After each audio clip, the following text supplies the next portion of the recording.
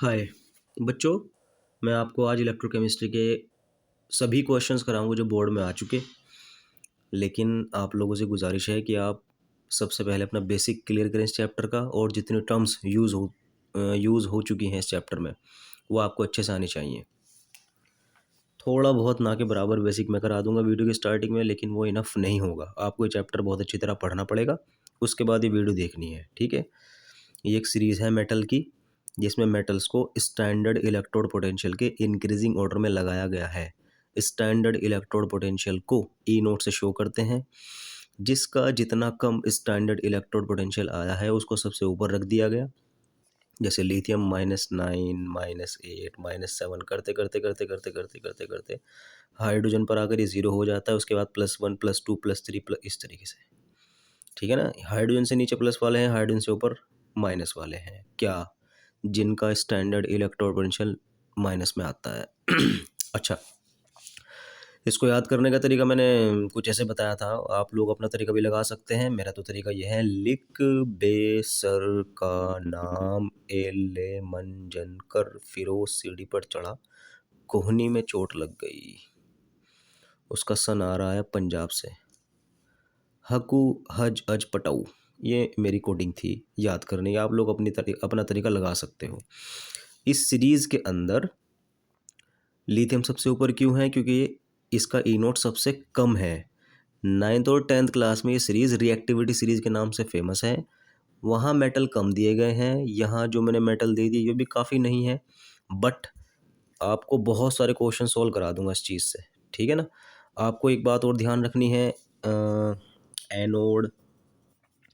Anode क्या होता है?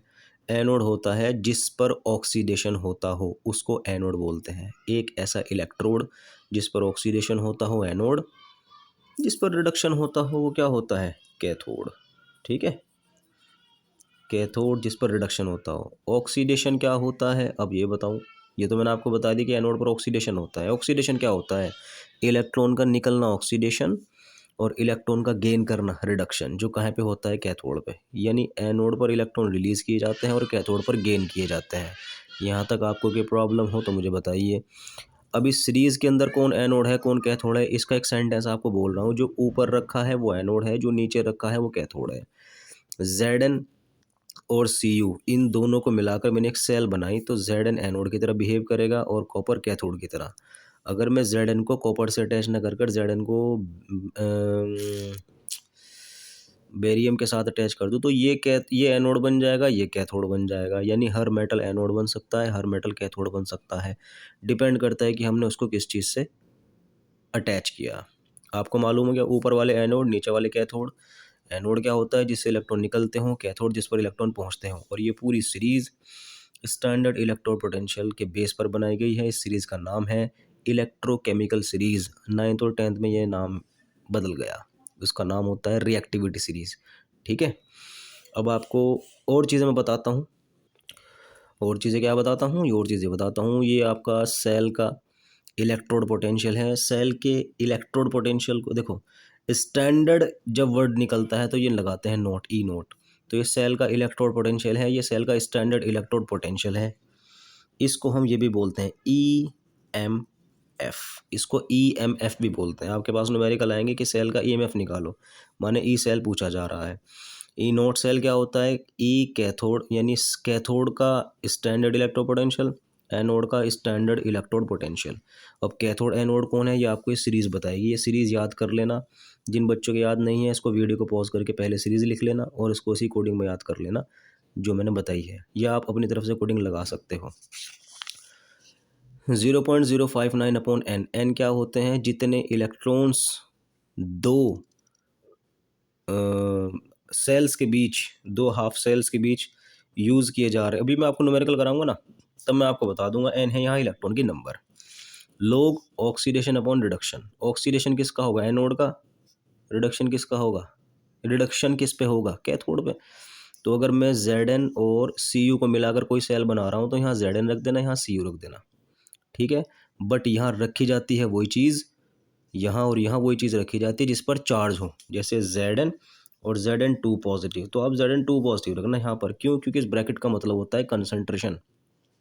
और कंसंट्रेशन का मतलब होता है गाढ़ापन, और कोई चीज़ गाढ़ी है या पतली है आप किसी चीज़ को घोल कर ही तो बताओगे। Zn2 पॉजिटिव का मतलब है घुला हुआ है, और Zn जो अकेला है घुला हुआ नहीं है। समझ गए? तो ये आप लोग ध्यान रखना, जब कोई भी किसी पर चार्ज आता है माने वो घुल चुका, और जो चार्ज नहीं आया वो घुला नहीं। तो ये मैंने आपको एक फॉर्मूला बता दिया, इस पर क्वेश्चन आएंगे। एक फॉर्मूला और है, इसको ऐसे याद करना है, मैं कोडिंग बता रहा हूँ। डेल्टा जी जैसे हम बोलते हैं पुलिस चौकी में जाके दरोगा जी दरोगा जी, इसी तरह यहाँ फॉर्मूला है डेल्टा जी आरती का लोग कहीं चला गया फैन लेके, पंखा लेके। ठीक है, ये गैस कांस्टेंट है, ये टेम्परेचर है, ये इक्विलिब्रियम कांस्टेंट है, ये है फैराडे, इसकी वैल्यू फिक्स रहती है 96500, फिक्स है ये। ई नोट अगर आप लोग लक्की हुए तो डायरेक्ट दे देगा, ई नोट देगा, एफ देगा, एन देगा, डेल्टा जी पूछा जाएगा। और अगर ई नोट आपको ना मिला तो फिर आपको ई नोट को कैसे निकालना पड़ेगा, कैथोड माइनस एनोड करके, और ये होगा। ठीक है, ये फॉर्मूले हैं। आज मैं सिर्फ इन्हीं फॉर्मूलाज के ऊपर क्वेश्चन कराऊंगा, बाकी आपको नेक्स्ट वीडियो का मेरा वेट करना पड़ेगा। ठीक है, एक चीज़ और बतानी थी मुझे। ऊपर जो मेटल रखे हुए हैं सबसे ज़्यादा रिएक्टिव, सबसे बेहतरीन रिड्यूसिंग एजेंट, और सबसे ज़्यादा रिएक्टिव, सबसे ज़्यादा रिड्यूसिंग एजेंट, सबसे अच्छे मेटेलिक हैं, बेहतरीन मेटल हैं, बेहतरीन रिड्यूसिंग एजेंट हैं, बेहतरीन रिएक्टिव हैं। समझ गए? ये सारे के सारे ऊपर के पॉइंट। नीचे आने पर ऑक्सीडाइजिंग प्रॉपर्टी बढ़ जाती है, नॉन मेटेलिक कैरेक्टर बढ़ता जाता है, ये सब। तो ऊपर वाले आप ये प्रॉपर्टी लिख लेना, रिएक्टिव हैं, रिड्यूसिंग एजेंट हैं, और बढ़िया मेटल है। अगर आप ऐसा करते हो कि कोई ऊपर वाला मेटल नीचे वाले मेटल के किसी सॉल्ट के साथ रिएक्ट करा देते हो, जैसे सबको पता है ZnCuSO4। अब देखो इसकी पोजीशन देखो, ये कहाँ लिखा हुआ है, ZnCuSO4 के सोल्यूशन में Zn कहाँ लिखा हुआ है, ऊपर, और Cu कहाँ लिखा हुआ है, नीचे। ऊपर वाला नीचे वाले को डिस्प्लेस कर देता है, तो ZnCuSO4 में से Cu को डिस्प्लेस कर देगा। क्यों? क्योंकि Zn बोल रहा है कि मेरी रिएक्टिविटी ज़्यादा है और तेरी रिएक्टिविटी कम है, तेरी जगह मैं आ जाऊँगा, ZnSO4 प्लस Cu। ठीक है, 9th और 10th वाला बच्चा बताएगा इसको कि Zn की रिएक्टिविटी Cu से ज़्यादा है, इसलिए ऐसा हुआ। 11 12 का कैसे बच्चे बताएगा, Zn का स्टैंडर्ड इलेक्ट्रोड पोटेंशियल कम है कॉपर के स्टैंडर्ड इलेक्ट्रोड पोटेंशियल से, इसलिए ऐसा हुआ। समझ गए ना? तो ये सीरीज इसी तरह ये क्वेश्चन है कि मेरे पास सिल्वर की रोड है, मैंने इसको इसमें डाल दिया AuCl2 में, क्या होगा। अब सिल्वर कहाँ रखा हुआ है, यहाँ, और Au नीचे है। अब उसकी रिएक्टिविटी ज़्यादा है, इसकी रिएक्टिविटी कम है, तो क्या होगा, जब आप सिल्वर की रोड को इसके अंदर डालोगे तो Ag AuCl2 से Au को डिस्प्लेस कर देगा और खुद लग जाएगा। ये बेचारा बचा हुआ Au इस रोड के ऊपर जहाँ जहाँ आपने इसको डुबो रखा ना, डिप किया हुआ है, वहाँ वहाँ पर डिपॉजिट हो जाएगा। तो जितना हिस्सा इसका डूबा हुआ है उसके ऊपर आप देखोगे एक कोटिंग हो जाएगी गोल्ड की लेयर आ जाएगी इसके ऊपर। सिल्वर की रोड अगर AuCl2 में डालोगे, अरे वही तो है, जैसे मैंने बताया Zn ऊपर था, Cu नीचे है, तो Ag ऊपर है, Ag ऊपर है, Au नीचे है, तो ये क्या करेगा, इसको डिस्प्लेस कर देगा, इसके ऊपर एक लेयर आ जाएगी। और यहाँ पे अब मैंने क्या किया, मैंने सिल्वर की ही रोड ली, लेकिन किस में डाल दिया, CuCl2 में। नथिंग हैपन्स, कुछ नहीं होता। क्यों? क्योंकि Ag Cu को हटा पा रहा है या नहीं, इसका कैसे पता लगेगा, देखो यहाँ आ जाओ, ये रहा Ag और वो रहा Cu। ये तो इसको डिस्प्लेस कर सकता है, लेकिन ये इसको डिस्प्लेस नहीं कर सकता, ये सिर्फ उनको डिस्प्लेस करेगा जो इससे नीचे हैं।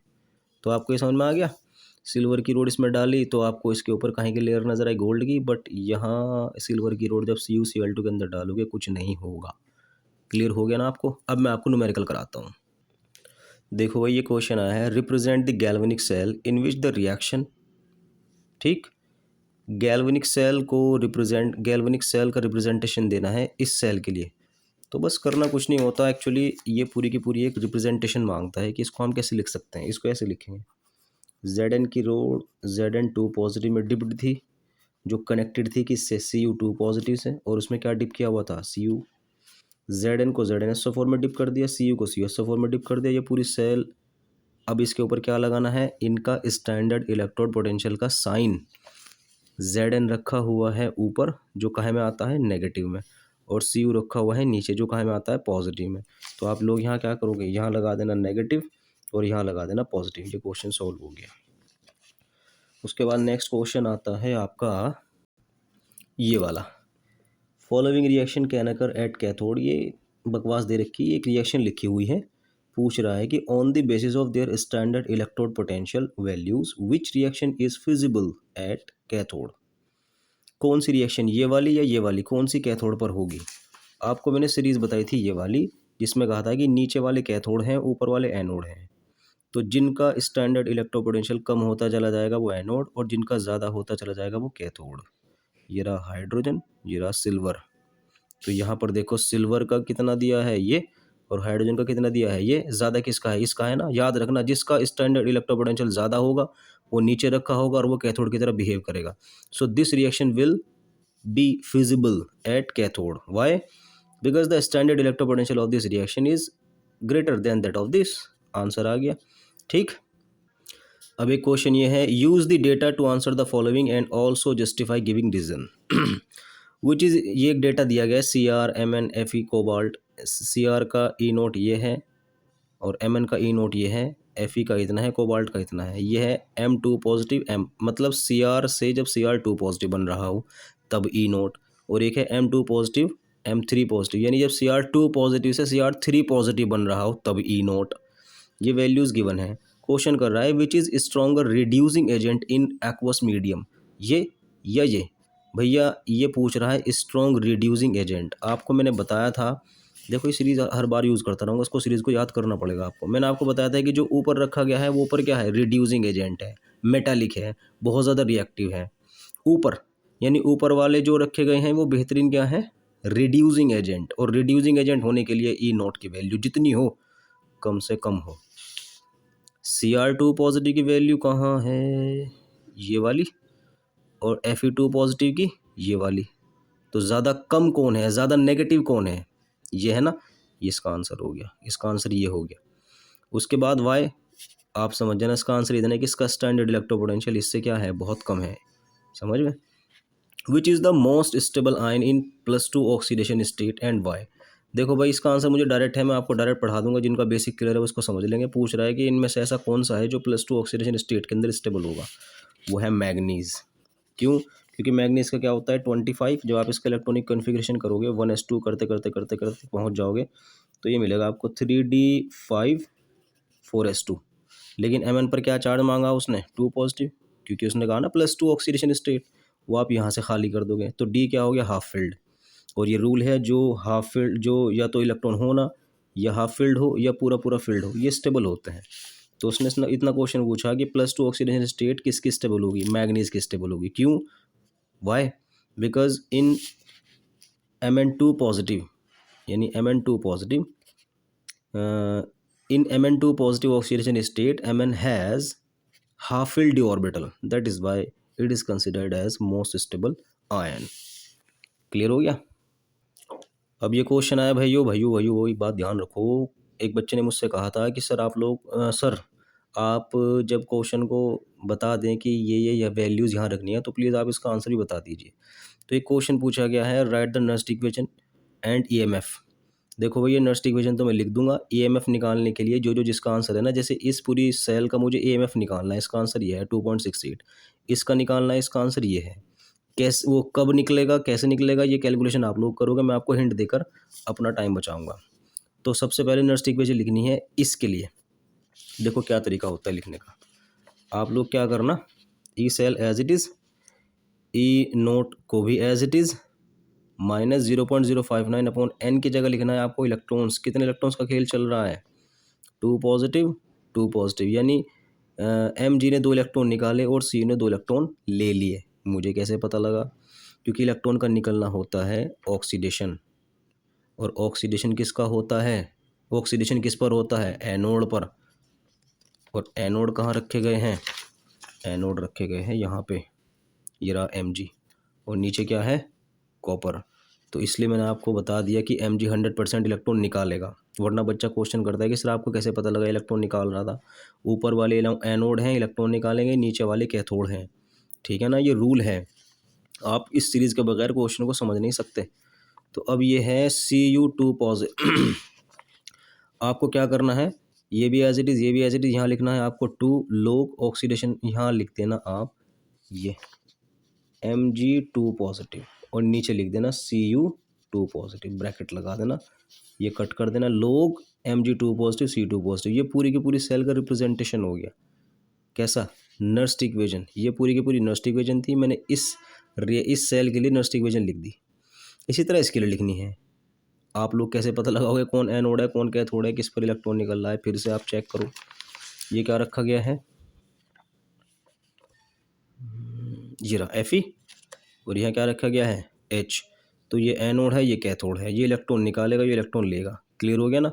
जिस तरीके से मैंने अभी Zn और इसको लिखा है Cu को, इसी तरह आप इसके अंदर पुट कर देना। यहाँ क्या करोगे, ऊपर Fe2 पॉजिटिव है ना, यहाँ लिख देना Fe2 पॉजिटिव, और यहाँ क्या लिखोगे H पॉजिटिव। बस एक रिक्वेस्ट है, यहाँ बच्चे चक्कर खा जाते हैं, ये जो चार्ज है ना ये वाला Fe2 पॉजिटिव का, इसको यहाँ लगा देना और इसका यहाँ लगा देना। खैर वो तो 1 है, लिखो ना लिखो, ये आपकी नर्स्ट इक्वेशन हुई। ये अगर 3 होता तो यहाँ समझ गए, यहाँ पावर 3 लगा देता मैं। तो ये आपका मैंने एक सॉल्व कर दिया नर्स्ट इक्वेशन। उसके बाद आता है EMF निकालो। EMF निकालना है अब दोनों सेल के लिए। कैसे निकालेंगे? हाँ भाई, ये है Mg2 पॉजिटिव, ये पूरी वैल्यू यहाँ रख देना और इसकी ये वैल्यू यहाँ रख देना। ठीक, N की जगह आप 2 रख दोगे।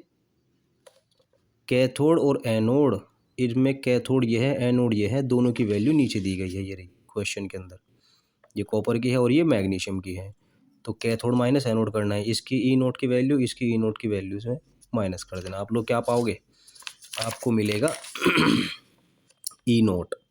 तो ये भी पता लग गया, ये माइनस करके ये आ जाएगा, यहाँ पर रख देना 0.001, नीचे रख देना 0.0001। समझ गए? आपका आंसर आएगा ये 2.68। इसी तरीके से इसको सॉल्व करना है। इसके अंदर ये कैथोड है, ये एनोड है, सेम वैल्यूज इसके अंदर पुट कर देना। यहाँ कौन रखा जाएगा Fe 0.001 और नीचे रख देना H, है ना, H पॉजिटिव, और इसकी पावर क्या लगा दोगे 2। बट आप लोग ध्यान रखना इसकी वैल्यू क्वेश्चन में गिवन नहीं है, क्योंकि ये बच्चे को पता होना चाहिए, और पता है हाइड्रोजन की हमेशा 0 होती है ई नोट की वैल्यू। तो आप लोग ई नोट की वैल्यू इस केस में, मतलब जब ये रिएक्शन को सोल्व करते होंगे, इसकी वैल्यू को ढूंढना मत कि यार क्वेश्चन में दी तो गई नहीं थी ये। आप लोग अपनी साइड से 0 मान लेना इसको, ये आपको क्लियर हो जाना चाहिए। अब फिर से क्वेश्चन है, calculate the EMF of the following cell at 250। देखो भाई, अब मैं आपको अपना भी टाइम बचाऊंगा, आपका भी। आपको पता लग गया कि इस सीरीज़ के अंदर एनोड कैथोड कैसे पहचानेंगे। ऊपर वाले एनोड, नीचे वाले कैथोड। ऊपर वालों से हमेशा इलेक्ट्रॉन निकलने हैं, नीचे वालों तक इलेक्ट्रॉन पहुँचने हैं। तो इसका मुझसे फिर से EMF पूछ रहा है, यानी ये पूछ रहा है ई नोट। इस बार आपकी टेंशन ख़त्म हो गई, कैथोड एनोड की डायरेक्ट कैथोड एनोड की अलग अलग वैल्यू ना देकर ई नोट की वैल्यू दे दी। इसको यहाँ पर रखना है, कितने इलेक्ट्रॉन्स यूज़ हो रहे हैं, ये है पॉजिटिव और ये है 2 पॉजिटिव। देखो भैया, इसका मतलब ये है कि ये तो इलेक्ट्रॉन गेन कर रहा था और ये इलेक्ट्रॉन निकाल रहा था। क्यों? क्योंकि ये एनोड है, ये कैथोड है। सीरीज़ में ये ऊपर रखा, ये नीचे रखा। ठीक, इस पर जो भी ज़्यादा चार्ज वाला होता है ना, देखो ये रिएक्शन ही चल रही, Ag प्लस Cu। Ag पर क्या चार्ज है, पॉजिटिव, और ये क्या बन गया Ag प्लस Cu। ये 2 हो जाएंगे, क्योंकि इलेक्ट्रॉन कितने निकलते हुए दिख रहे हैं आपको। Cu पर क्या चार्ज है 2 पॉजिटिव, तो यहाँ पर 2 पॉजिटिव आ जाएगा। एक कॉपर 2 इलेक्ट्रॉन निकाल रहा है, Ag कहता है मुझे तो 1 चाहिए, तो मैं इसलिए यहाँ क्या लिखूंगा 2। तो यहाँ भी क्या हो जाएगा 2, यानी टोटल इलेक्ट्रॉन्स का कितना खेल चल रहा है 2। तो आप N की जगह क्या रख दोगे 2, और उसके बाद यहाँ क्या कर दोगे, किसको रखोगे Cu2 पॉजिटिव को, नीचे किसको रखोगे Ag पॉजिटिव को, बट स्क्वायर लगा देना। क्यों? मैंने आपको बता दिया था कि चार्ज का चक्कर है। ऊपर रख देना Cu2 पॉजिटिव और नीचे Ag पॉजिटिव का स्क्वायर। आ गया डायरेक्ट आंसर। फिर से वही क्वेश्चन है, इस बार फिर से EMF पूछ रहा है। ये रिएक्शन दी गई है, इनकी कंसंट्रेशन भी दी गई है। ये जो ब्रैकेट में होती है ना, ये ब्रैकेट में ये कहाँ रखी जाती है, कंसंट्रेशन यहाँ रखी जाएगी, और इसी तरीके से इसकी भी कंसंट्रेशन रखनी है। कौन एनोड है कौन कैथोड है, फिर से सीरीज़ खोलना, पढ़ना। मुझे तो मालूम है ये एनोड है लिख बेसर का नाम है मंदन कर, ये है फी कर, ये एनोड है और ये कैथोड है। तो इसको और इसको आप कहाँ कहाँ रखोगे सीरीज़ के अंदर, इस फॉर्मूले के अंदर, ये आपको पता लग गया। इन दोनों की वैल्यू फिर से अलग अलग दे दी। ऊपर में ऐसे नहीं किया था, ऊपर तो आपको डायरेक्ट वैल्यू दे दी थी, यहाँ पर अलग अलग वैल्यू दी गई है। तो कैथोड माइनस एनोड करके ई नोट निकाल लेना, कितने इलेक्ट्रॉन्स का खेल चल रहा है देखो मैं बताऊंगा। Cr पर कोई चार्ज नहीं है, Cr पर 3 पॉजिटिव आ गया, अकेला था। लेकिन Cr से पहले क्या लिखा हुआ है 2, तो एक Cr के हिसाब से अगर 3 इलेक्ट्रॉन निकल रहे हैं तो 2 Cr के हिसाब से कितने इलेक्ट्रॉन निकल रहे होंगे, समझ गए, 6 इलेक्ट्रॉन। यहाँ भी आप देख सकते हो Fe पर 2 पॉजिटिव है तो इसने 2 इलेक्ट्रॉन लिए तभी तो Fe बनाया, लेकिन एक Fe ने 2 इलेक्ट्रॉन लिए, 3 Fe कितने इलेक्ट्रॉन लेंगे, 6, इससे 6 इलेक्ट्रॉन निकले, इस तक पहुँचे, ये बन गया। तो टोटल N की वैल्यू आप क्या रखोगे यहाँ पर 6, यहाँ क्या रखना है समझ गए, और यहाँ क्या रखना है समझ गए। बस इसमें थोड़ा पंगा होगा जब आप क्रोमियम को ऊपर रखोगे ना यहाँ पे, तो Cr3 पॉजिटिव और नीचे क्या रखोगे Fe2 पॉजिटिव, इसको तो कर देना ये और इसको कर देना ये करना पड़ेगा क्योंकि मैंने आपको बता दिया ये चार्ज को ऐसे करते हैं, ठीक है। आप क्या निकाल रहे हो यहाँ पर ई सेल, इसका आंसर ये आएगा, और ये जो क्वेश्चन है इसका आंसर ये आएगा। मैं आपको बता दूं इस बार आपसे ई एस एल ना पूछकर डेल्टा जी आर पूछ रहा है और log Kc पूछ रहा है इस रिएक्शन के लिए। इस रिएक्शन को जब मैं सॉल्व करूंगा कि भाई इसकी डेल्टा जी निकालनी है, तो आपका फॉर्मूला क्या है जो मैंने आपको भी थोड़ी देर पहले बताया था, क्या बताया था, delta G is equal to this this this this, लेकिन अफसोस डेल्टा जी इसके भी इक्वल होता है, डेल्टा जी इसके भी इक्वल होता है। आज मेरे पास इसका कोई रोल नहीं है, मैं सिर्फ किस फॉर्मूले को यूज़ करूँगा, delta G is equal to minus फैन। तो इसमें ई नोट कितना दिया है, नहीं दिया, तो आप क्या करोगे कैथोड माइनस एनोड, इनमें कौन कैथोड है कौन एनोड है आप रिएक्शन को भी देखकर पता लगा सकते हो। जेड एन अकेला था, इस पर 2 पॉजिटिव आ गए, इससे इलेक्ट्रॉन निकल गए, और इलेक्ट्रॉन किससे निकलते हैं, एनोड से। ये एनोड है और ये क्या है कैथोड, तो cathode minus anode, cathode minus anode, ये भी माइनस है ये भी माइनस है, तो इसमें से आप ये चीज़ माइनस करोगे तो माइनस इंटू माइनस प्लस हो जाएगा, ठीक है। तो आप लोग क्या किसकी वैल्यू निकालोगे, ई नोट की, जो भी आपको कैथोड माइनस एनोड करके ई नोट की वैल्यू आएगी उसको यहाँ रख देना। इलेक्ट्रॉन देख लो भैया कितने हैं, ये तो दो इलेक्ट्रॉन का खेल चल रहा है यहाँ पर, और एफ की जगह क्या रखोगे 96500, जिसको आपको वीडियो की स्टार्टिंग में मैंने बता दिया था 96500 फिक्स है। तो आप इनकी मल्टीप्लाई करने के बाद क्या निकाल दोगे, डेल्टा जी, ठीक। जो आपका डेल्टा जी निकल के आएगा अब आप फिर ये फॉर्मूला यूज़ करोगे delta G is equal to this this this this this. अब डेल्टा जी आपने अभी निकाला इससे, तो डेल्टा जी यहाँ रखने के बाद आप लोग आर की वैल्यू 8.31 फिक्स है और टी की वैल्यू उसने दी नहीं है, तो आप टी की वैल्यू स्टैंडर्ड कंडीशन वाली यूज़ करोगे जो हमेशा फिक्स रहती है। लोग कैसी पूछ रहा है तो इसकी मल्टीप्लाई इसके साथ करके सारे नीचे आ जाएंगे डेल्टा जी के, और आप क्या निकाल दोगे लोग केसी, क्योंकि मुझसे लोग केसी ही पूछ रहा था। बोलो बात समझ में आई या नहीं, कोई प्रॉब्लम। ये वैल्यू डेल्टा जी की आएगी आपकी और ये वैल्यू लोग केसी की आएगी। इस बार फिर से क्वेश्चन सेम है, बस ये रिएक्शन चेंज कर दी। ये रिएक्शन दी गई, आपको ई नोट निकालना है, डेल्टा जी नोट निकालना है। ई नोट निकालने का तरीका क्या है, कैथोड माइनस एनोड, कैथोड कौन है एनोड कौन है, जेड एन अकेला था, इस पर 2 पॉजिटिव आ गए, इलेक्ट्रॉन निकल गए, ये एनोड है, ये कैथोड है, तो कैथोड इसमें से माइनस कर देना इस वाले को, कैथोड माइनस एनोड, जो भी आपका आएगा वो क्या निकल के आएगा, ई नोट निकल के आएगा। और जिस बच्चे ने ई नोट निकाल दिया कहाँ रख देगा, यहाँ पर, तो ई नोट की वैल्यू निकालने के बाद यहाँ रख देना, 96500 से मल्टीप्लाई कर देना।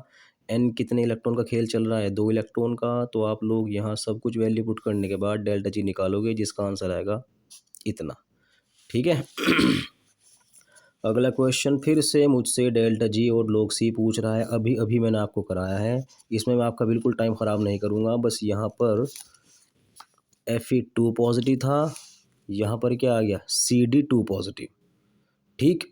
ई नोट आपको डायरेक्ट दिया हुआ है, पूछ क्या रहा है delta G is equal to आप क्या कर दोगे फैन, ई नोट दिया हुआ है, एन की वैल्यू फिर से आपको 6 रखनी पड़ेगी, इसकी 96500 निकल जाएगा। लोग किसी भी आपने निकाला किस तरीके से निकालते हैं ना, जब आप डेल्टा जी निकाल दोगे इसका यूज़ करके, तो आप इसके यूज़ करने के बाद जो डेल्टा जी की वैल्यू आएगी किसके इक्वल रख दोगे, इसके, ये वैल्यू रखना ये वैल्यू रखना, ले आंसर आ गया। ये कोई टफ क्वेश्चन नहीं था, ठीक है।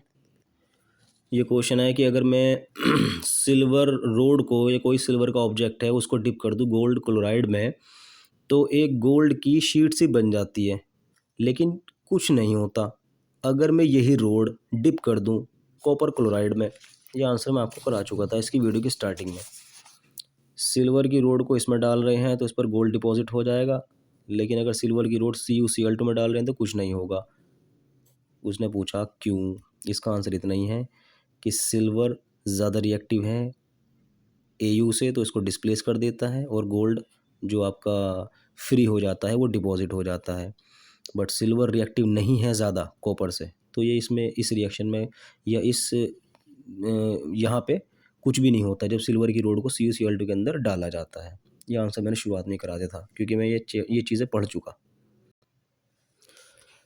ये आपको एक सेल दी गई है, Zn को ZnSO4 में और सिल्वर को AgNO3 में डाल दिया। इस पूरे के ऊपर एक क्वेश्चन बना दिया कि what is the direction of flow of electrons. Electrons flow करेंगे कहाँ से कहाँ। भाई जाहिर सी बात है, मैंने आपको बताया था कि इलेक्ट्रॉन एनोड से निकलते हैं, ऑक्सीडेशन हो गया, कैथोड तक पहुंचते हैं, रिडक्शन हो गया। तो पहले इसमें कैथोड एनोड का पता लगा लो। ये ऊपर रखा गया है, नीचे रखा गया है, तो ये एनोड है, ये कैथोड है। Electrons will flow from Zn to Ag। एक आंसर आ गया। Which one is anode and which one is cathode. ये एनोड है, ये कैथोड है। What will happen if the salt bridge is removed. Circuit ही नहीं बनेगा, पूरी सेल के अंदर रिएक्शन नहीं हो पाएगी। How will concentration of Zn2 positive and Ag positive ions be affected when the cell function. अगर सेल फंक्शन कर रही हो, सेल काम कर रही हो, तो क्या फ़र्क पड़ेगा Zn2 पॉजिटिव की कंसंट्रेशन पर और Ag पॉजिटिव की कंसंट्रेशन पर। देखो भाई, जब मुझे पता लग चुका कि ये एनोड है, तो Zn से मैं इलेक्ट्रॉन निकलते हुए दिखाऊंगा, Ag positive, Zn2 positive plus Ag। Zn से इलेक्ट्रॉन निकल रहे हैं, Ag तक पहुंच रहे हैं, Zn बेचारा कन्वर्ट हो रहा है Zn2 पॉजिटिव में, क्योंकि एनोड है, मुझे रिएक्शन ही तो बता रही। और ये कैथोड है, इस तक इलेक्ट्रॉन पहुंच रहे हैं, ये बेचारा कन्वर्ट हो रहा है कहाँ में, Ag में। अगर ये चीज़ें चलती रही, सेल फंक्शन करती रही, तो Ag पॉजिटिव तो बेचारा इलेक्ट्रॉन ले लेकर Zn से कहाँ में कन्वर्ट हो रहा है, Ag में। तो इसकी कंसंट्रेशन क्या होती जा रही, घटती जा रही। और Zn इसको इलेक्ट्रॉन दे देकर कहाँ में कन्वर्ट हो रहा है, Zn2 पॉजिटिव, इसकी कंसंट्रेशन बढ़ती जा रही। तो इसने ये तो पूछा कि Zn2 पॉजिटिव की कंसंट्रेशन क्या होगी। The concentration of Zn2 positive will increase while that of Ag positive will decrease. समझ में आ गया, ये आंसर हो गया इसका। उसके बाद कह रहा है कि how will concentration of these ions be affected when this cell becomes dead. इन दोनों की कंसंट्रेशन पर कोई इफेक्ट नहीं पड़ेगा, है ना, अगर सेल डेड हो गई। अब आपके पास इस चैप्टर के जो टॉपिक रह गया है नया, इसी में मैंने इंक्लूड कर दिया है। उसमें यह है molar conductivity, conductivity, limiting molar conductivity की डिग्री ऑफ डिसोसिएशन। ये सारी बात आज आपको पता होनी चाहिए। पहले भी बताया था मैंने आपको, बात सिंगुलर वर्ड होता है और बाताज प्लूरल वर्ड होता है अकॉर्डिंग टू मी। तो मैं आपको थोड़े से फॉर्मूले बता दूं। कंडक्टेंस रेसिस्टेंस का रेसिप्रोकल होता है, फिजिक्स के अंदर भी आपने पढ़ा होगा, ये लिख दिया मैंने, है ना। और कंडक्टिविटी रेसिस्टिविटी की रेसिप्रोकल होती है, ये लिख दिया मैंने। Conductance kappa into A upon L, R is equal to rho into L upon A, है ना। ये भी आपको पता होने चाहिए। ये कंडक्टेंस है, ये रेसिस्टेंस है, ये कंडक्टिविटी है, रेसिस्टिविटी है। एल अपॉन ए अकेला भी किसी नाम से जाना जाता है, ये आपको पता होना चाहिए। इसका नाम होता है अकेले का सेल कांस्टेंट। ठीक है। अगर मैं आपसे पूछूं कि सेल कांस्टेंट क्या होता है, सेल कांस्टेंट फाइंड आउट करो, तो एक्चुअली मैं एल अपॉन ए पूरा पूछ रहा हूँ। यह है molar conductivity, conductivity divided by concentration. Concentration की जगह आप मोलैरिटी, नॉर्मेलिटी कुछ भी रख सकते हो, बट इसको मल्टीप्लाई करना कंडक्टिविटी को 1000 से। यह है लिमिटिंग मोलर कंडक्टिविटी। किसी भी चीज़ की लिमिटिंग मोलर कंडक्टिविटी निकालने के लिए, जैसे NaCl की निकाल रहे हो लिमिटिंग मोलर कंडक्टिविटी, तो Na पॉजिटिव की लिमिटिंग मोलर कंडक्टिविटी और Cl नेगेटिव की लिमिटिंग मोलर कंडक्टिविटी, इसको ऐड कर देना। यह है डिग्री ऑफ डिसोसिएशन, जो होता है मोलर कंडक्टिविटी और लिमिटिंग मोलर कंडक्टिविटी का रेशो। और ये होता है dissociation constant, K is equal to C alpha square upon 1 minus alpha. देखो भाई, K जब निकलेगा जब आपको अल्फा पता हो, और अल्फा कब निकलेगा जब आपको मोलर कंडक्टिविटी और लिमिटिंग मोलर कंडक्टिविटी दोनों पता हो। और लिमिटिंग मोलर कंडक्टिविटी कब निकलेगी जब आपको कैटायन और एनायन दोनों की लिमिटिंग मोलर कंडक्टिविटी पता हो। ठीक है। और मोलर कंडक्टिविटी कब निकलेगी जब आप कंडक्टिविटी और कंसंट्रेशन मालूम हो। ये फॉर्मूला थे, ये फॉर्मूलाज थे जो मैं आपको पढ़ा चुका। अब आपके पास क्वेश्चन आ रहा है। सबसे पहले देखो वही आंसर मैंने आपके साइड में लिख दिया, मुझे बताने की ज़रूरत नहीं है। जो मैं आपको बताऊंगा ये वैल्यूज यहाँ रखनी है, रखकर ये आंसर निकाल लेना। The conductivity of 0.20 m solution of KCl at 298 kelvin is. ठीक है, ये कंडक्टिविटी है KCl के सोल्यूशन की, जिसकी कंसंट्रेशन है इतनी। कैलकुलेट इट्स मोलर कंडक्टिविटी, ये फॉर्मूला यूज होगा इसके अंदर। कंसंट्रेशन दी आपको कितनी, 0.20, और कंडक्टिविटी कितनी दी आपको, ये आपको क्या पूछ रहा है, मोलर कंडक्टिविटी। आंसर, इसका आंसर ही आएगा। ठीक। उसके बाद क्वेश्चन आया calculate the degree of dissociation, alpha पूछ रहा है। ठीक है, किसका, एसिटिक एसिड का। If it's molar conductivity is, ये मोलर कंडक्टिविटी दी है किसकी, किसकी वैल्यू दी गई है आपको, ये वैल्यू दी गई है इस चीज़ की, मोलर कंडक्टिविटी कितनी दी है, मोलर कंडक्टिविटी इतनी। क्या पूछ रहा है, डिग्री ऑफ डिसोसिएशन। अल्फा निकालने के लिए ये तो गिवन है, ये कैसे निकले, तो लिमिटिंग मोलर कंडक्टिविटी निकालने का तरीका मैंने आपको ऊपर बताया था, कैटायन और एनायन के लिमिटिंग मोलर कंडक्टिविटीज़ को जोड़ देना। तो एसिटिक एसिड ये है CH3COOH, जब इसको पानी में डालते हैं तो ऐसे टूटता है, CH3COO नेगेटिव और H पॉजिटिव। अगर आपने इन दोनों को जोड़ दिया तो आपने क्या निकाल दिया, लिमिटिंग मोलर कंडक्टिविटी किसकी, एसिटिक एसिड की। तो इसकी लिमिटिंग मोलर कंडक्टिविटी है, इसकी लिमिटिंग मोलर कंडक्टिविटी है, दोनों को जोड़कर आप निकाल दोगे ये वैल्यू। ये वैल्यू को फिर डिवाइड करना है किससे, इससे। ये वैल्यू आपको गिवन है कहाँ में, ये वाली। आप क्या निकाल दोगे, अल्फा। क्लियर हो गया, ये आपने निकाल दिया अल्फा। उसके बाद the conductivity of 0.001 m acetic acid, ये कंसंट्रेशन है, इस कंसंट्रेशन का एसिटिक एसिड का सोल्यूशन है, इसकी कंडक्टिविटी कितनी दी गई है, इतनी। कापा दिया गया है, सी दिया गया है। कैलकुलेट द डिसोसिएशन कांस्टेंट, इस बार आपसे क्या पूछ रहा है, के। यार के तो जब निकलेगा जब मुझे अल्फा पता हो, क्योंकि कंसंट्रेशन तो गिवन है 0.001 m, ये तो रख दूंगा। अल्फा कैसे निकले, अल्फा को निकालने के लिए क्या चाहिए, मोलर कंडक्टिविटी और लिमिटिंग मोलर कंडक्टिविटी। तो आपको बोल दिया if molar conductivity at infinite dilution for acetic acid is, है ना। तो ये molar conductivity at infinite dilution, infinite dilution पर molar conductivity limiting molar conductivity बन जाती है। क्योंकि लिमिटिंग मोलर कंडक्टिविटी को यही डिफाइन किया जाता है कि जब कंसंट्रेशन 0 पहुंच जाए या डाइल्यूशन बहुत ज़्यादा हो जाए। डाइल्यूशन और कंसंट्रेशन एक दूसरे के अपोजिट हैं। तो यहाँ पे जो वर्ड है ना, molar conductivity at infinite dilution, ये एक्चुअली लिमिटिंग मोलर कंडक्टिविटी की वैल्यू दे रहा है। तो ये वैल्यू यहाँ रखनी है। ये कैसे निकले मोलर कंडक्टिविटी, इसका तरीका ये है, molar conductivity is equal to kappa upon C. Kappa कितना की बना है, कंडक्टिविटी कितनी दे रखी है आपको, ये दी हुई है। कंसंट्रेशन कितनी दी हुई है, ये वाली। ये रखो, ये रखो, मोलर कंडक्टिविटी निकल जाएगी। इसको यहाँ रख देना। मोलर कंडक्टिविटी को किससे डिवाइड करोगे, लिमिटिंग मोलर कंडक्टिविटी से। ये दे रखी है। ये बहुत ज़बरदस्त क्वेश्चन है, क्योंकि इसके अंदर कहीं से कहीं तक लिमिटिंग वर्ड नहीं आया, यहाँ से पहचाना जाएगा ये। आपका आंसर इतना आएगा। क्लियर। उसके बाद नेक्स्ट क्वेश्चन है the resistance of a conductivity cell containing, ये कंसंट्रेशन है, ये रेसिस्टेंस है। What is the cell constant, देखो क्या पूछ रहा है, L अपॉन ए। तो L अपॉन ए निकालने का फॉर्मूला मैंने आपको क्या बताया था, आपको रेसिस्टेंस की वैल्यू कितनी मिली, रेसिस्टेंस की वैल्यू मिल गई ये 1500। ये किस चीज़ की वैल्यू है, कंसंट्रेशन। ठीक। What is the cell constant, L upon A पूछ रहा है। तो मैं L अपॉन ए कैसे निकालूँ, जब मेरे हाथ में रो आएगा तभी तो निकालूंगा।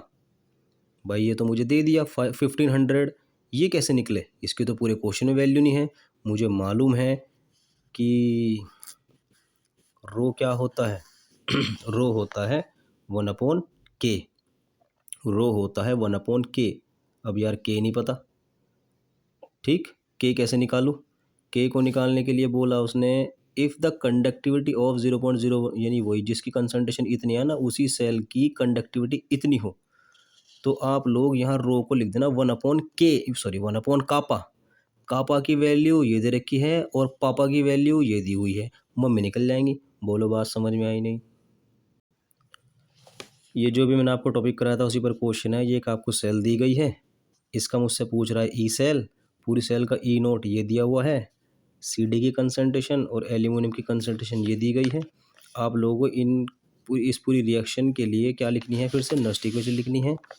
तो यहाँ पे क्या लिखूँगा, लिख बेसर का नाम एल्यूमिनियम आ गया, तो एल्यूमिनियम यहाँ रख देना Al3 पॉजिटिव और नीचे रख देना Cd2 पॉजिटिव। बाद में इनकी पावर यहाँ रख देना 2 और यहाँ रख देना 3 Cd के केस में, है ना। और N की जगह आप क्या लिखोगे, यहाँ पर टोटल इलेक्ट्रॉन्स यूज़ हो रहे हैं 6, तो 6 रख देना। यहाँ पर एल्यूमिनियम रख देना, यहाँ पर Cd रख देना। ई नोट की वैल्यू आपको दी गई है, ई सेल निकल जाएगा। इसका आंसर आएगा 1.26। ठीक है। अब आपके पास क्वेश्चन आ रहा है फिर से वही, बीच बीच में थोड़ा सा ये अलग अलग क्वेश्चन देता है ना, तो फिर से कभी रिपीट कर देता है क्वेश्चन।